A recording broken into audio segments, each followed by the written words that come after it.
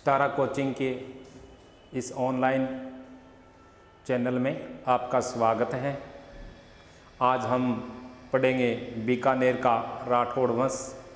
इससे पहले हमने पढ़ा था मेवाड़ का गोहिल वंश, उसके बाद में मारवाड़ का राठौड़ वंश और आज हम पढ़ने जा रहे हैं बीकानेर का इतिहास अर्थात बीकानेर का राठौड़ वंश। तो जिस प्रकार, क्योंकि बीकानेर का जो राठौड़ वंश पढ़ते हैं तो उसमें कुछ मारवाड़ का इतिहास की पुनरावृत्ति होगी। तो जिस प्रकार हमने पढ़ा था कि बीकानेर का शासक यानी जोधपुर का शासक राव जोधा, तो राव जोधा के जो बड़ा पुत्र था उसका नाम राव बीका था, राव बीका। और इसके बाद सेकंड या दूसरे पुत्र का नाम सातलदेव था, सातलदेव। और उसके बाद राव सूजा, यानी राव बीका, सातलदेव और राव सूजा। ये मारवाड़ के शासक राव जोधा के पुत्र थे। राव जोधा ने अपने शासनकाल में, यानी राव जोधा की जो पत्नी थे उसका नाम यानी राव जोधा के पुत्र का नाम सातलदेव, राव बीका और राव सूजा। यानी सातलदेव की माँ थी, उसका नाम जसमादे था, जसमादे। यानी सातलदेव की माँ का नाम जसमादे था। सातलदेव और राव सूजा इन दोनों की माँ का नाम जसमादे था, अर्थात राव जोधा की पत्नी का नाम जसमादे था। राव जोधा के जो दूसरी पत्नी थी उसका नाम नौरंगदे था, नौरंगदे। यानी राव जोधा की दो पत्नी थी, एक का नाम नौरंगदे था और दूसरी का नाम जसमादे था। तो नौरंगदे की मृत्यु हो जाती है और राव जोधा ने अपनी पत्नी जसमादे के प्रभाव में आकर अपने छोटे पुत्र सातलदेव का राज्याभिषेक कर दिया। अब इस बात से नाराज हो गया राव बीका, इसके बाद नाराज हो गया राव बीका। और राव बीका का जो शासनकाल है, राव बीका की जो शासनकाल की जो रूपरेखा है वो मारवाड़ यानी बीकानेर के राठौड़ वंश की शुरुआत करवाती है। तो देखना, सबसे पहले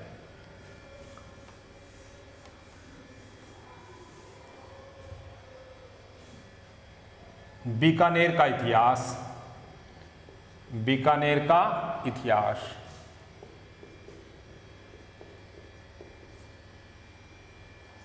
बीकानेर का राठौड़ वंश, राठौड़ वंश यानी बीकानेर का इतिहास अर्थात बीकानेर का राठौड़ वंश। हमारा जो मुख्य बिंदु है वो बीकानेर का इतिहास अर्थात बीकानेर का राठौड़ वंश है। तो बीकानेर का जो राठौड़ वंश है, बीकानेर का जो राठौड़ वंश है उनकी शुरुआत राव बीका से करते हैं। तो राव बीका, राव बीका। तो राव बीका के पिता का नाम, यानी इसके पिता का नाम राव जोधा था, राव जोधा। और इसकी माता का नाम, इसकी माता का नाम था नौरंगदे, यानी इसकी माता का नाम था नौरंगदे। तो इसी तरह के प्रश्न परीक्षा में पूछ ले जाते हैं कि राव बीका अलग अलग बुकों के अंदर अलग अलग बताया गया है। कई बुकों के अंदर तो ये बताया गया कि राव जोधा का 5वां पुत्र था, लेकिन वास्तविक इतिहास गोपीनाथ शर्मा के अनुसार, कर्नल जेम्स टोड के अनुसार राव जोधा का जो दूसरा पुत्र था, राव जोधा का जो दूसरा पुत्र था वो राव बीका था। तो राव बीका के पिता का नाम राव जोधा और उसकी माता का नाम था नौरंगदे।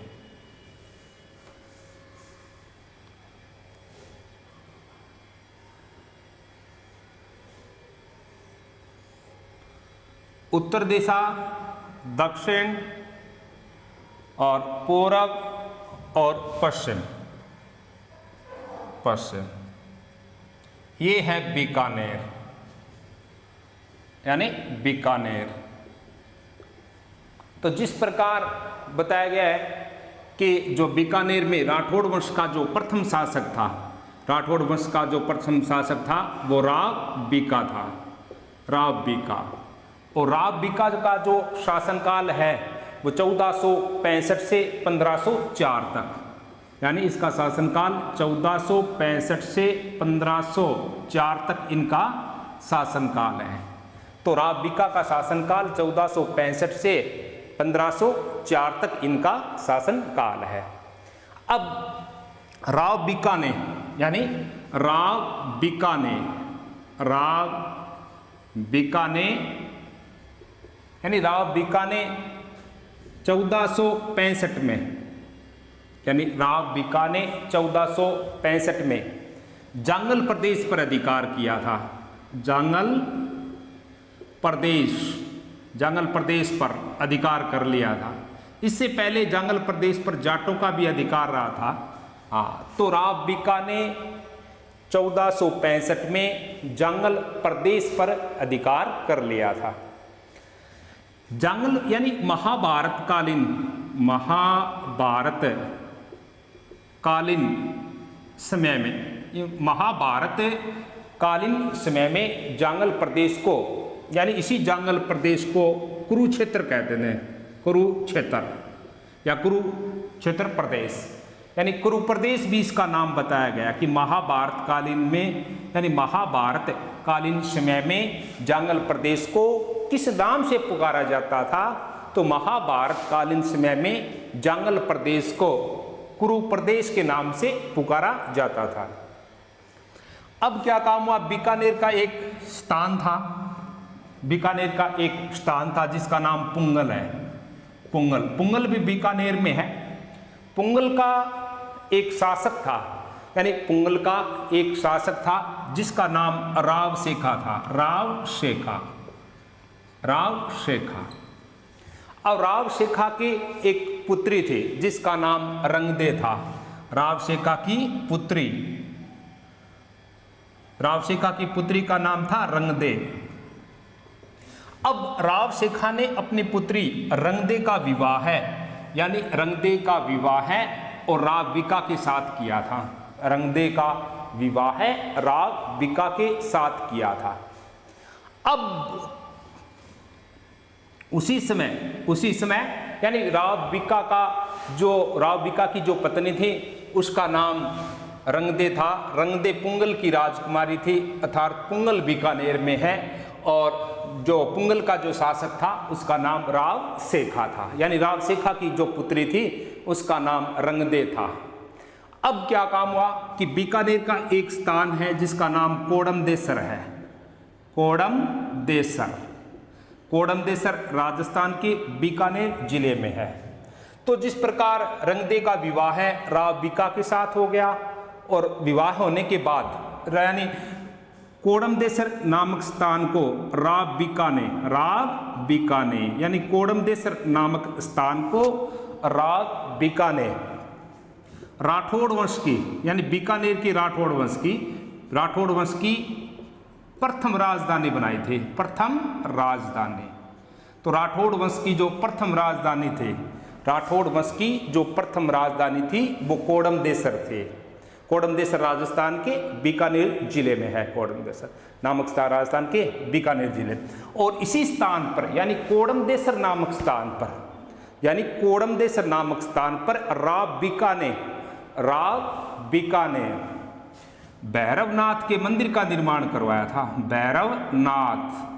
भैरवनाथ के मंदिर का निर्माण, तो भैरवनाथ का मंदिर है वो बीकानेर जिले के कोडमदेसर नामक स्थान पर है, और इस मंदिर का निर्माण राव बीका ने करवाया है। तो एक बार देखो, राव बीका का जो शासनकाल है वो 1465 से 1504 तक है।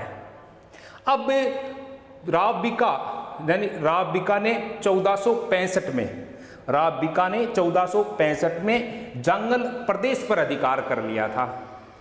जांगल प्रदेश को महाभारत कालीन समय में कुरु प्रदेश के नाम से जाना जाता था। कुरु प्रदेश यानी महाभारत कालीन समय में राजस्थान का बीकानेर जिले का जो कुछ भाग है वो महाभारत कालीन समय में कुरु प्रदेश के नाम से जाना जाता था।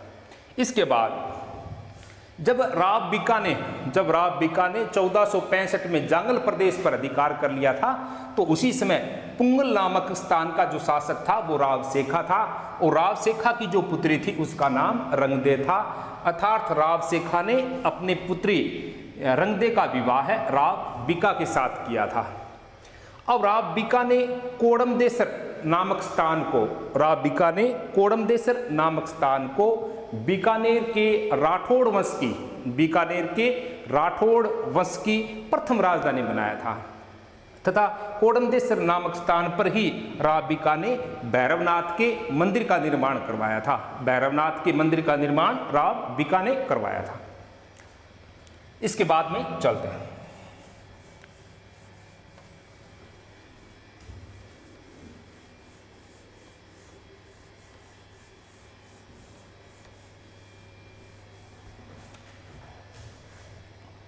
चौदह सौ अट्ठासी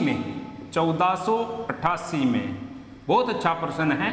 1488 में राव बीका ने 1488 में राव बीका ने 1488 में राव बीका ने बीकानेर शहर की स्थापना किए थे। बीकानेर शहर की स्थापना किए थे। तो बीकानेर शहर की जो स्थापना की थी वो 1488 में राव बीका ने किए थे। यानी इसी को जांगल प्रदेश कहते हैं। जांगल प्रदेश बहुत अच्छा प्रश्न है कि जांगल प्रदेश के नाम से राजस्थान का कौन सा जिला जाना जाता है, तो जांगल प्रदेश के नाम से राजस्थान का बीकानेर जिला प्रसिद्ध है। अब इसी के बाद में यानी इसे ऊन का घर भी कहते हैं। ऊन का घर यानी जांगल प्रदेश और ऊन का घर है वो राजस्थान का बीकानेर जिला है। इसी जिले को राती घाटी भी कहते हैं। राती घाटी। तो परीक्षा में प्रश्न आ जाता है कि राती घाटी के नाम से राजस्थान का कौन सा जिला प्रसिद्ध है, तो राती घाटी के नाम से राजस्थान का बीकानेर जिला प्रसिद्ध है। उसी के बाद में ऊन का घर भी राजस्थान के बीकानेर जिले को कहते हैं, क्योंकि एशिया की सबसे बड़ी जो ऊन मंडी है वो राजस्थान के बीकानेर जिले में, और जांगल प्रदेश के नाम से भी राजस्थान का बीकानेर जिला जाना जाता है। तो बीकानेर के उपनाम जांगल प्रदेश, ऊन का घर और राती घाटी। अब जो बीकानेर में जो राठौड़ वंश का जो संस्थापक है, बीकानेर में राठौड़ वंश का संस्थापक है वो राव बीका। जिस प्रकार पूछा जाता है परीक्षा के अंदर कि राठौड़ वंश का संस्थापक किसे माना जाता है, तो राठौड़ वंश का संस्थापक है वो राव सिंहा है। राठौड़ वंश का संस्थापक राव सिंहा है, जबकि बीकानेर के राठौड़ वंश का संस्थापक किसे माना जाता है, तो बीकानेर के राठौड़ वंश का संस्थापक राव बीका को माना जाता है। यानी बीकानेर में राठौड़ वंश का संस्थापक राव बीका था। अब राव बीका ने जो राठौड़ वंश की जो स्थायी राजधानी बनाई थी वो बीकानेर थे। तो देखो 1465 में तो जो बीकानेर का जो राठौड़ वंश है उसकी राजधानी कोडमदेसर थी, और 1465 के बाद से यानी 1488 में जो बीकानेर के राठौड़ वंश की जो राजधानी बनाई गई थी, स्थायी राजधानी बनाई गई थी, वो बीकानेर थी। स्थायी राजधानी बीकानेर थी। इसी के बाद में राव बीका ने जिस प्रकार 1488 में राव बीका ने बीकानेर शहर की स्थापना की थे, इसी शहर को जांगल प्रदेश कहते हैं। यानी इसे ऊन का घर कहते हैं, इसे राती घाटी कहते हैं। बीकानेर के जो राठौड़ वंश है उनका संस्थापक राव बीका है, और यानी बीकानेर के जो राठौड़ वंश की जो प्रथम राजधानी थी वो कोडमदेसर थी, और कोडमदेसर के बाद में जो स्थायी राजधानी बनाई गई थी वो बीकानेर बनाई गई थी।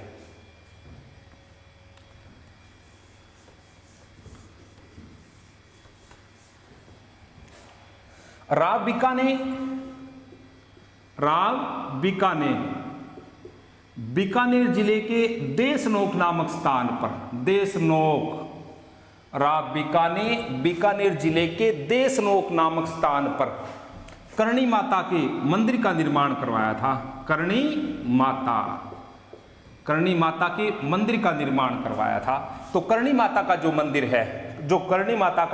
जो मंदिर है, वो बीकानेर जिले के देशनोक नामक स्थान पर है। और करणी माता के मंदिर का जो निर्माण करवाया था वो राव बीका ने करवाया था। करणी माता ये बीकानेर के राठौड़ वंश की यानी बीकानेर की राठौड़ वंश की और चारण जाति की बीकानेर के राठौड़ वंश की और चारण जाति की जो इष्ट देवी है वो करणी माता हैं। तो बीकानेर की राठौड़ वंश की जो इष्ट देवी है वो करणी माता है। चारण जाति की जो कुल देवी है वो भी ये करणी माता है। इस करणी माता के मंदिर में सफेद चूहे पाए जाते हैं। सफेद चूहे यानी करणी माता के मंदिर में सफेद चूहे पाए जाते हैं। ये इन्हीं चूहों को काबा कहते हैं। काबा यानी करणी माता के मंदिर में सफेद चूहे पाए जाते हैं और सफेद चूहों को काबा कहते हैं। काबा। अब ये करणी माता के मंदिर में जो सफेद चूहे पाए जाते हैं, इसी कारण करणी माता चूहों की देवी कहलाती है। चूहों की देवी। बहुत बार परीक्षा में ये प्रश्न आया है कि चूहों की देवी कौन सी है, तो चूहों की देवी करणी माता है। और करणी माता का जो मंदिर है वो राजस्थान के कौन से जिले में है, तो ये बीकानेर में है और बीकानेर के ये देशनोक नामक स्थान पर है। और करणी माता के मंदिर का निर्माण राव बीका ने करवाया था। बीकानेर के जो राठौड़ वंश है और जो चारण जाति है, इनकी जो कुल देवी है वो करणी माता मानी जाती है। करणी माता का जो प्रतीक चिन्ह है वो सफेद चील है। सफेद चील यानी करणी माता का जो प्रतीक चिन्ह है वो सफेद चील है। करणी माता का प्रतीक चिन्ह। अब ये करणी माता को चूहों की देवी भी कहते हैं और इसका जो प्रतीक चिन्ह है वो सफेद चील है। यानी करणी माता का जो बचपन का नाम था, इसका बचपन का नाम रिद्धिबाई था। यानी करणी माता के बचपन का नाम रिद्धिबाई। करणी माता के बचपन का नाम रिद्धिबाई था, यानी रिद्धिबाई इसके बचपन का नाम था। अब जो करणी माता की जो बचपन का नाम रिद्धिबाई था, यानी चैत्र नवरात्रों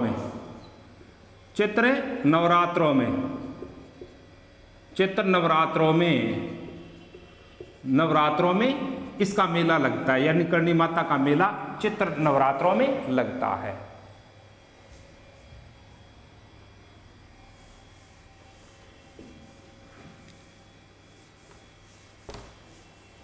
इसके बाद 1488 में ही राव बीका ने 1488 में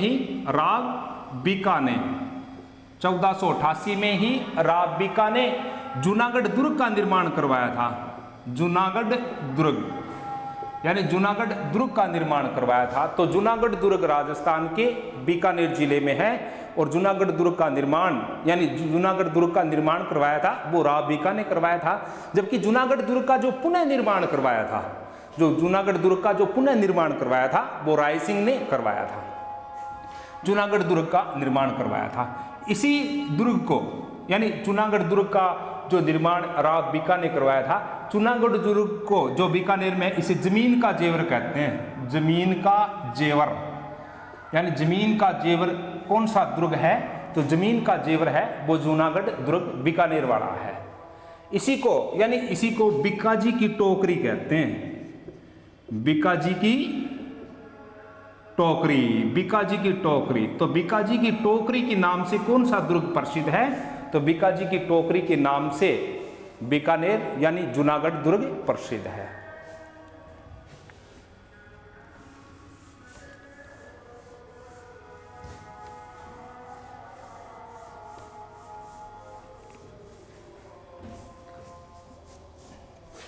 अब जो यानी 1504 में राव बीका की मृत्यु हो जाती है।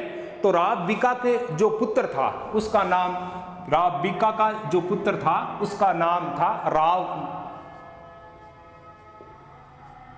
नरा, यानी राव नरा। राव नरा का जो शासनकाल है, राव नरा का जो शासनकाल है वो 1504 से लेकर 1505 तक इनका शासनकाल है, इनका शासनकाल।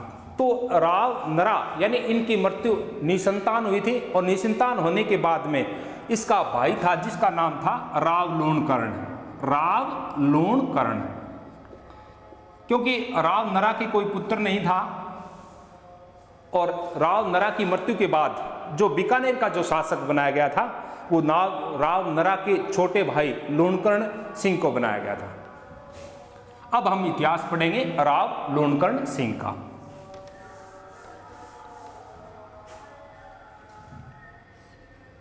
राव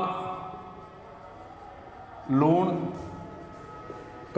सिंह, राव लोणकर्ण सिंह। तो राव लोणकर्ण सिंह का जो शासनकाल है वो 1505 से लेकर 1526 तक है, यानी 1505 से 1526 तक, 1505 से 1526 तक जो शासनकाल है वो बीकानेर के जो शासनकाल है वो लोणकर्ण सिंह का शासनकाल माना जाता है।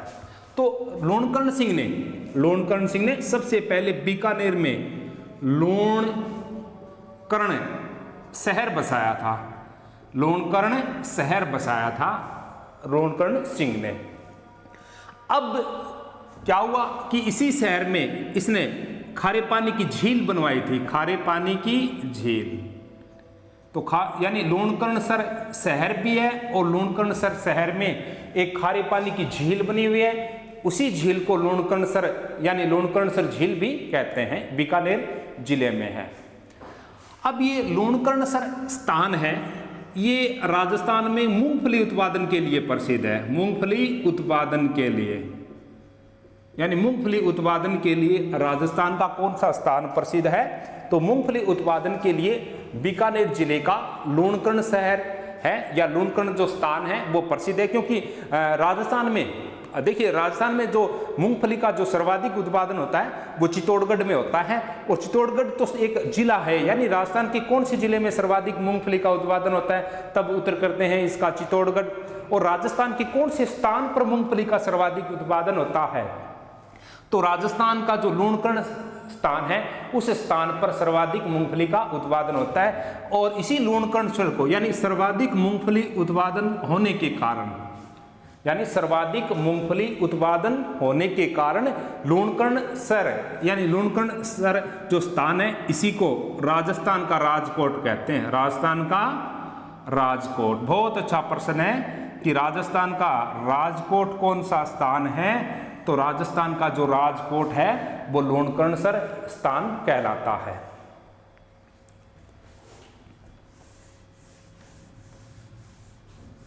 अब लोणकर्ण सिंह के जो समकालीन शासक थे, यानी लोणकर्ण सिंह के जो समकालीन शासक थे वो कौन कौन से थे, इनकी हम अध्ययन करेंगे।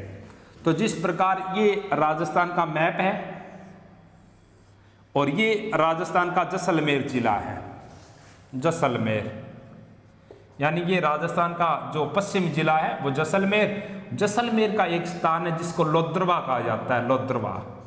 यानी लोद्रवा कौन से जिले में है? तो लोद्रवा राजस्थान के जैसलमेर जिले में है। और लोद्रवा का जो शासक था, यहाँ का जो शासक था वो मानसिंह भाटी था, मानसिंह भाटी, यानी लोद्रवा का जो शासक था वो मानसिंह भाटी था। इसके बाद में ये नागौर है, ये नागौर, तो यानी जब राव लोणकर्ण सिंह जब बीकानेर का शासक था तो उसी समय लोद्रवा यानी जैसलमेर का जो एक स्थान है लोद्रवा, उनका जो शासक था वो मानसिंह भाटी था। और नागौर का जो शासक था उसका नाम मोहम्मद खान था, मोहम्मद खान या मोहम्मद खान। नागौर का शासक मोहम्मद खान था। और इसके बाद में देखो 1500 यानी 9 में 1509 में 1509 में, यानी ये बीकानेर है और बीकानेर का शासक था लोणकर्ण सिंह। तो 1500 यानी बीकानेर का शासक लोणकर्ण सिंह था। तो लोणकर्ण सिंह के जो समकालीन जैसलमेर की जो लोद्रवा स्थान का जो शासक था वो मानसिंह भाटी था, और मानसिंह भाटी के बाद जो नागौर का शासक था वो मोहम्मद खान था। अब 1509 में और लोणकर्ण सिंह ने लोद्रवा के शासक मानसिंह भाटी पर आक्रमण किया था। लोणकर्ण सिंह और मानसिंह भाटी की सेना के बीच में युद्ध हुआ, जिस युद्ध में विजय हुआ था राव लोणकर्ण सिंह। अब ये तो बात है 1509 की, यानी ये तो 1509 में और बीकानेर के शासक लोणकर्ण सिंह ने जैसलमेर के भाटी शासक मानसिंह पर आक्रमण किया था। दोनों सेनाओं के बीच में युद्ध हुआ, जिस युद्ध में लोणकर्ण सिंह विजय हुआ था। अब 1513 में, यानी 1513 में लोणकर्ण सिंह ने नागौर के शासक मोहम्मद खान पर भी आक्रमण किया था। और लोणकर्ण सिंह और मोहम्मद खां यानी नागौर के शासक मोहम्मद खां की सेना के बीच में युद्ध हुआ, और जिस युद्ध में भी लोणकर्ण सिंह विजय प्राप्त किए थे, यानी लोणकर्ण सिंह की विजय हुए थे। अब राव जेतसिरोचंद, बहुत अच्छा प्रश्न है, राव जेतसिरोचंद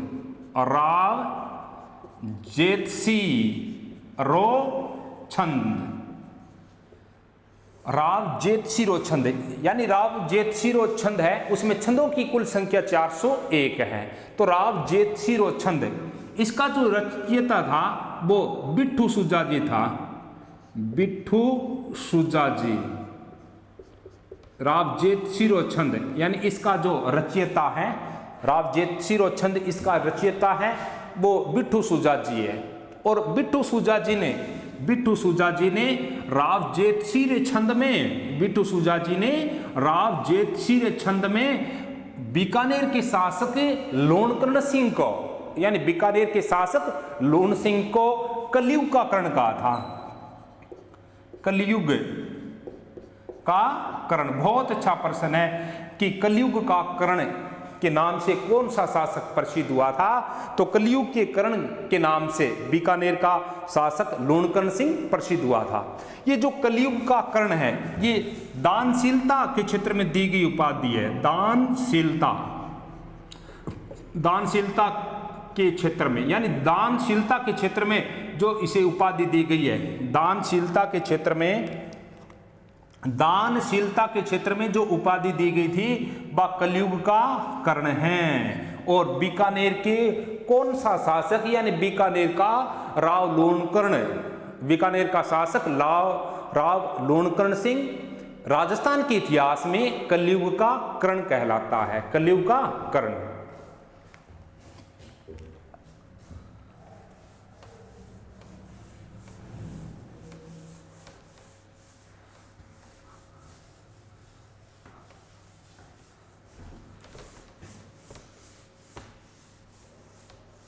अब इसके बाद में 1526 के अंदर जिस प्रकार आ सकता है परीक्षा में प्रश्न, 1526 में घटना है 1526 की। 1526 में यानी बीकानेर का जो शासक था वो राव लोणकर्ण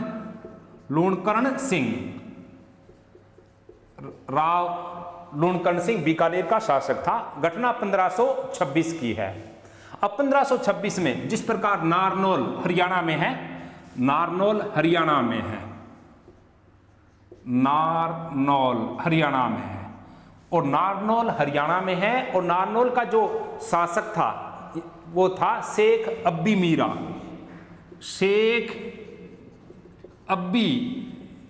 मीरा, यानी नारनौल का जो शासक था उसका नाम था शेख अब्बी मीरा। तो जिस प्रकार 1526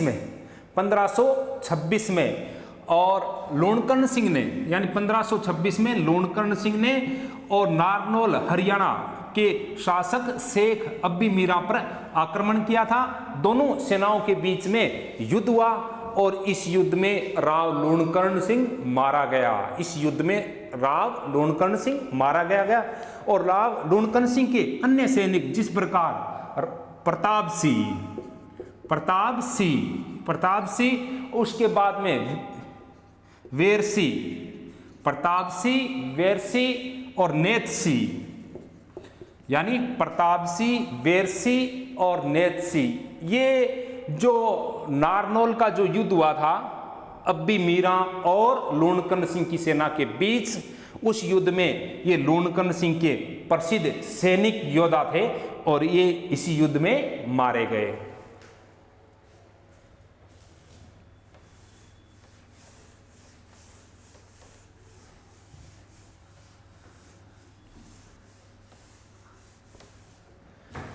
अब इनके बाद में जो शासक बनता है, जो यानी बीकानेर के जो राठौड़ वंश का, जिस प्रकार हमने बीकानेर का जो प्रथम शासक पढ़ा था उसका नाम राव बीका था। राव बीका के बाद में हमने राव नरा पढ़ा और राव नरा के बाद में हमने राव लूणकर्ण सिंह पढ़ा और लूणकर्ण सिंह के बाद में जो राजा पढ़ने जा रहे हैं उसका नाम है राव जेतसी। राव जेतसी यानी बीकानेर का अच्छा शासक था राव जेतसी। अब जो राव जेतसी का जो शासनकाल है, अब राव यानी लूणकर्ण सिंह के पुत्र का नाम राव जेतसी था और राव जेतसी का जो शासनकाल है वो 1526 से लेकर यानी 1526 से लेकर 1541 तक, 1526 से 1541 तक जो बीकानेर का जो शासक था वो राव जेतसी था, यानी राव जेतसी। राव जेतसी रो छंद लेखक बिट्ठू सुजाजी और बिट्ठू सुजाजी ने राव जेतसी रे छंद में और कलयुग का कर्ण किस शासक को बताया था, तो ये शासक था राव लूणकर्ण सिंह। अब जिस प्रकार यानी राव जेतसी, तो राव जेतसी का जो पुत्र था उनका नाम कल्याणमल था। राव जेतसी का पुत्र कल्याणमल, यानी राव जेतसी के पुत्र का नाम कल्याणमल था। अब 1527 में यानी 1527 में खानवा का युद्ध हुआ था। खानवा का युद्ध यानी खानवा का युद्ध कब हुआ था, तो खानवा का युद्ध 1527 में हुआ था, यानी 17 मार्च 1527 में खानवा का युद्ध हुआ था। ये खानवा का युद्ध हुआ था राणा सांगा और बाबर के बीच में हुआ था। ये राणा सांगा और बाबर के बीच में 17 मार्च 1527 को, यानी 17 मार्च 1527 को खानवा का युद्ध हुआ था। ये खानवा का मैदान भरतपुर जिले में है। भरतपुर की एक तहसील है रूपवास, उसी तहसील में, और ये खानवा का मैदान गंभीरी नदी के किनारे है। गंभीरी नदी के किनारे खानवा का मैदान है, वो गंभीरी नदी के किनारे है और ये राजस्थान के भरतपुर जिले की रूपवास तहसील में के अंतर्गत आता है। और जो खानवा का युद्ध है वो 17 मार्च यानी 17 मार्च 1527 में खानवा का युद्ध हुआ था। खानवा का युद्ध बाबर और राणा सांगा के बीच में हुआ था, खानवा का युद्ध। अब खानवा के युद्ध में राणा सांगा ने पाती परवन प्रथा में, यानी पाती परवन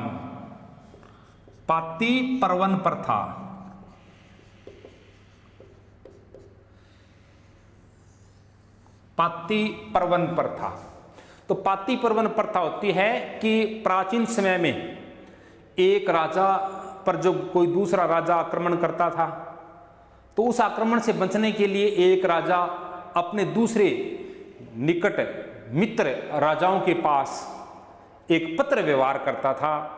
उसी पत्र व्यवहार को पाती परवन कहते हैं। तो यानी राणा सांगा ने पाती परवन यानी एक पत्र भेजा था राव जेतसी के पास कि आपको खानवा के युद्ध में मेरा सहयोग करना है। तो राव जेतसी तो खानवा के युद्ध में आया नहीं और राव जेतसी ने खानवा के युद्ध में अपने पुत्र कल्याणमल को भेजा था। बहुत अच्छा प्रश्न है ये कि खानवा के युद्ध में भाग लेने वाला और बीकानेर का कौन सा शासक था? तो खानवा के युद्ध में भाग लेने वाला बीकानेर का शासक कल्याणमल था। बहुत अच्छा प्रश्न है। इसके बाद में खानवा, अगर इसी दो तरह के प्रश्न बन गए, अब परीक्षा में आ जाते हैं तो विद्यार्थी विचलित हो जाते हैं कि कौन सा उत्तर करें। तो प्रश्न की भाषाएं हमें समझनी चाहिए थे कि प्रश्न में क्या पूछा गया है। तो परीक्षा में इसी दो प्रकार के प्रश्न बन गए हैं इनके, और इसी तरह के प्रश्न परीक्षा में आ जाते हैं। तो अगर परीक्षा में पूछा गया है कि बीकानेर के किस शासक ने खानवा के युद्ध में राणा सांगा का सहयोग किया था, तब उत्तर होगा राव जेतसी। तब उत्तर राव जेतसी होगा। अगर परीक्षा में पूछा गया है कि खानवा के युद्ध में भाग लेने वाला बीकानेर का कौन सा शासक था, तो खानवा के युद्ध में राव जेतसी ने तो कोई भाग लिया ही नहीं। राव जेतसी ने तो अपने पुत्र को भेजा था, पुत्र का नाम था कल्याणमल। तो खानवा के युद्ध में भाग लेने वाला बीकानेर का शासक ही कल्याणमल था। बहुत अच्छे प्रश्न है, परीक्षा की दृष्टि से इसी प्रकार के प्रश्न पूछ लिए जाते हैं। अब खानवा के युद्ध में, यानी खानवा के युद्ध में भाग लेने वाला बीकानेर का शासक कल्याणमल था, और खानवा के युद्ध में राणा सांगा की सहायता राव जेतसी ने किए थे। इसके बाद में देखते हैं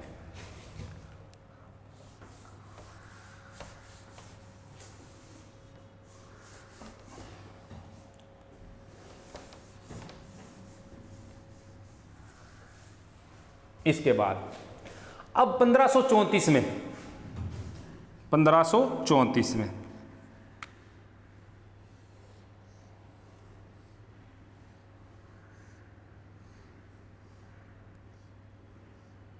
दुर्ग था जूनागढ़। जूनागढ़ यानी जूनागढ़ दुर्ग बीकानेर में जो जमीन का जेवर है। अब जब यानी शासक था राव जेतसी, राव जेतसी, बीकानेर का शासक राव जेतसी था। बात है 1534 की। 1534 में हमने पढ़ा है शेर शाह सूरी, शेर शाह सूरी, और यानी 1534 में हुमायूं का भाई था कामरान। हुमायूं का भाई था कामरान। अब क्या हुआ कि कामरान ने 1534 में जूनागढ़ दुर्ग पर आक्रमण किया था। जूनागढ़ दुर्ग पर आक्रमण किया था बीकानेर वाले पर, हाँ, हुमायूं के भाई कामरान ने। अब आक्रमण हुआ, जिस प्रकार ये आक्रमण हुआ, तब कामरान ने संदेश भेजा था राव जेतसी को अधीनता स्वीकार करने के लिए, कि कामरान ने कहा राव जेतसी को कि मेरी अधीनता स्वीकार कर लीजिए। तब राव जेतसी ने मना कर दिया कि हम आपकी अधीनता स्वीकार नहीं करेंगे। तो 1534 में कामरान की अधीनता स्वीकार नहीं की राव जेतसी ने। इसी बात से कामरान और राव जेतसी के मध्य विवाद हुआ। इसी विवाद के कारण कामरान ने बीकानेर के जूनागढ़ दुर्ग पर 1534 में आक्रमण कर दिया। और राव जेतसी का एक प्रसिद्ध सैनिक था। इसका एक प्रसिद्ध सैनिक था जिसका नाम भोजराज, यानी राव जेतसी का एक प्रसिद्ध सैनिक था जिसका नाम था भोजराज रूपावत। बहुत अच्छा प्रश्न है, रूपावत। यानी कामरान ने जब 1534 में बीकानेर के जूनागढ़ दुर्ग पर आक्रमण किया था, तो बीकानेर का शासक राव जेतसी ने अपने प्रसिद्ध सैनिक भोजराज रूपावत को जूनागढ़ दुर्ग की चाबी देकर स्वयं जूनागढ़ दुर्ग को उसने छोड़ दिया। अब जिस प्रकार कामरान ने और इस जूनागढ़ दुर्ग पर अधिकार कर लिया, लेकिन 26 अक्टूबर कुछ दिनों के बाद 26 अक्टूबर 1534 में कामरान के सैनिक जूनागढ़ दुर्ग में आराम से सो रहे थे। तभी राव जेतसी ने कामरान के सोते हुए सैनिकों पर आक्रमण किया था। अब कामरान के सैनिक विचलित हो गए अचानक आक्रमण होने के कारण, और वो जूनागढ़ दुर्ग छोड़कर भाग गए। तो यानी राव जेतसी ने 26 अक्टूबर 1534 में 26 अक्टूबर 1534 में जूनागढ़ दुर्ग पर पुनः अधिकार कर लिया।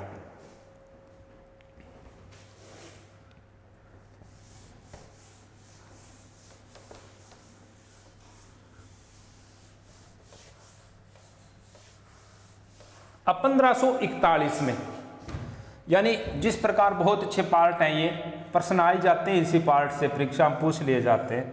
तो ये तो है बीकानेर, और जो बीकानेर का जो शासक था, बीकानेर का जो शासक था उसका नाम राव जेतसी था। बीकानेर का जो शासक था उसका नाम राव जेतसी था। और ये रह गया मारवाड़ अर्थात जोधपुर। जोधपुर का शासक था वो मालदेव था। जोधपुर का शासक मालदेव। तो राव जेतसी के समकालीन जो मारवाड़ का शासक था वो मालदेव था। अब देखिए इनका क्या है कि 1541 में 1541 में मालदेव ने 1541 में मालदेव ने बीकानेर के शासक 1541 में मालदेव ने मारवाड़ के शासक मालदेव ने बीकानेर के शासक राव जेतसी पर आक्रमण किया था 1541 में। बहुत अच्छा प्रश्न है। 1541 में मारवाड़ अर्थात जोधपुर के शासक मालदेव ने बीकानेर के शासक राव जेतसी पर आक्रमण किया था। अब क्या हुआ कि 1541 में मालदेव प्लस राव जेतसी, 1541 में मालदेव और राव जेतसी इन दोनों के बीच साहेबा पाहेबा का युद्ध हुआ था। साहेबा पाहेबा का युद्ध, बहुत अच्छा प्रश्न है कि साहेबा पाहेबा का युद्ध कब हुआ था। तो साहेबा पाहेबा का युद्ध यानी साहेबा पाहेबा का युद्ध हुआ है 1541 में। किन किन के बीच में? मालदेव और राव जेतसी के बीच में हुआ था। मालदेव कहाँ का शासक था? तो मालदेव मारवाड़ का शासक था। राव जेतसी कहाँ का शासक था? तो राव जेतसी बीकानेर का शासक था। ये जो पाहेबा साहिबा का जो मैदान है, ये जो पाहेबा साहिबा का मैदान है ये जोधपुर जिले में है। यानी पाहेबा साहिबा का मैदान कौन से जिले में है? तो जोधपुर। जोधपुर की एक तहसील है जिसका नाम है फलोदी। फलोदी तहसील के अंतर्गत ये स्थान आता है साहिबा पाहेबा का। वैसे तो फलोदी राजस्थान का शुष्क स्थान है। ये भी परीक्षा में बहुत बार परीक्षा में पूछा गया है कि राजस्थान का शुष्क स्थान कौन सा है। तो राजस्थान का जो शुष्क स्थान है वो फलोदी जोधपुर है। अब 1541 में मालदेव और राव जेतसी के बीच साहिबा पाहेबा का युद्ध हुआ था। साहिबा पाहेबा का मैदान जोधपुर जिले में है, फलोदी तहसील के अंतर्गत आता है। यानी फलोदी जोधपुर जिले की फलोदी तहसील है, उस तहसील में ये पाहेबा साहिबा का मैदान है। यानी पाहेबा साहिबा के मैदान में राव जेतसी मारा गया। राव जेतसी पाहेबा साहिबा का युद्ध में राव जेतसी मारा गया और बीकानेर पर मालदेव का अधिकार हो गया। बीकानेर पर मालदेव का अधिकार हुआ। तो ये परीक्षा में महत्वपूर्ण पार्ट है, ये मोस्ट पार्ट है, इसी के प्रश्न पूछ लिए जाते हैं। तो जिस प्रकार हमने पढ़ा मारवाड़ का यानी बीकानेर का जो राठौड़ वंश, तो बीकानेर की राठौड़ वंश की शुरुआत हमने राव बीका से की थी। तो बीका का जो कोई ज़्यादा प्रश्न नहीं है। एक तो बीका है वो यानी बीकानेर के राठौड़ वंश का संस्थापक है, और राव बीका ने जो बीकानेर की जो प्रथम राठौड़ वंश की जो प्रथम राजधानी बनाई थी वो कोडमदेसर को बनाई थी, और जो स्थायी राजधानी बनाई थी वो बीकानेर को बनाई थी। राव बीका ने बीकानेर शहर की स्थापना की थी, और राव बीका ने बीकानेर की शहर की स्थापना की थी तथा बीकानेर में ही एक दुर्ग बनाया था जिसका नाम जूनागढ़ दुर्ग है। और जूनागढ़ दुर्ग को जमीन का जेवर कहते हैं। और जो बीकानेर का जो प्राचीन नाम मिलता है वो जांगल प्रदेश है। जांगल प्रदेश को महाभारत कालीन समय में कुरु प्रदेश के नाम से जाना जाता था। इसको बीकानेर है वो एशिया की सबसे बड़ी ऊन मंडी भी बीकानेर में है। इसी कारण बीकानेर जिले को ऊन का घर भी कहते हैं, बीकानेर को राती घाटी भी कहते हैं। लेकिन आपको याद रखना है अंधी घाटी जैसलमेर को कहते हैं। अंधी घाटी जैसलमेर और राती घाटी बीकानेर, दोनों समानार्थी प्रश्न हैं, परीक्षा में आ जाते हैं कि राती घाटी के नाम से कौन सा स्थान प्रसिद्ध है, तो राती घाटी आ गया तो इसका उत्तर बीकानेर हो गया। और अंधी घाटी आ गया परीक्षा में, यानी अंधी घाटी आ गया तो इसका उत्तर जैसलमेर हो गया।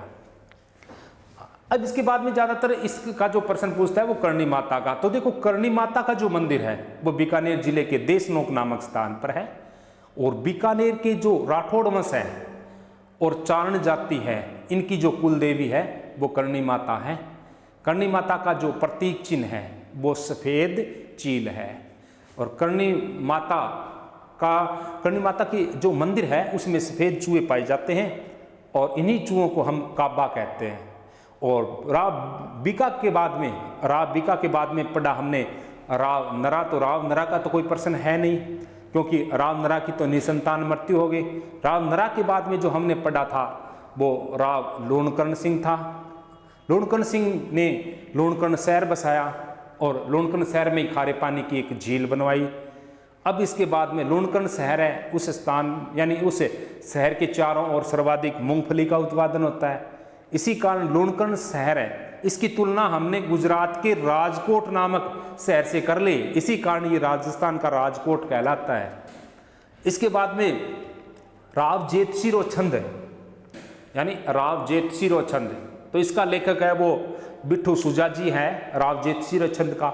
और राव जो जेतसिरा छंद है उस छंद में बिट्ठू सुजा जी ने दानशीलता के क्षेत्र में और कलयुग का कर्ण कहा था दानशीलता के क्षेत्र में राव लूणकर्ण सिंह को। अब इनके बाद में पढ़ते हैं तो राव जेतसी का जो महत्वपूर्ण पार्ट आता है यानी राव जेतसिरो। अब इनका एक प्रश्न आया था कि 1534 में कामरान और राव जेतसी के मध्य युद्ध का उल्लेख, कामरान और राव जेतसी के मध्य जो युद्ध का उल्लेख था वो कौन से ग्रंथ से हमें मिला था, यानी उनकी जानकारी कौन से ग्रंथ में मिलती है। तो उनकी जो जानकारी मिलती है वो राव जेतसिरे छंद में मिलती है। राव जेतसिरा जो छंद है उसमें ये लिखा हुआ है कि कामरान और राव जेतसी के बीच में युद्ध हुआ था। यानी राव जेतसी ने यानी कामरान ने जूनागढ़ दुर्ग पर भी आक्रमण कर लिया था, अधिकार भी कर लिया था, लेकिन कुछ समय बाद इसने राव जेतसी ने पुनः अधिकार कर लिया। अब ज़्यादातर जो परीक्षा में प्रश्न है वो ये महत्वपूर्ण प्रश्न है। हाँ, साहेबा पाहेबा का युद्ध है, ये पटवार है, राजस्थान पुलिस है, रीट है, उनके लिए सर्वाधिक महत्वपूर्ण है ये कि पाहेबा साहेबा का युद्ध कब हुआ। तो ये युद्ध हुआ था 1541 में। किन किन के बीच में? मालदेव और राव जेतसी के बीच में।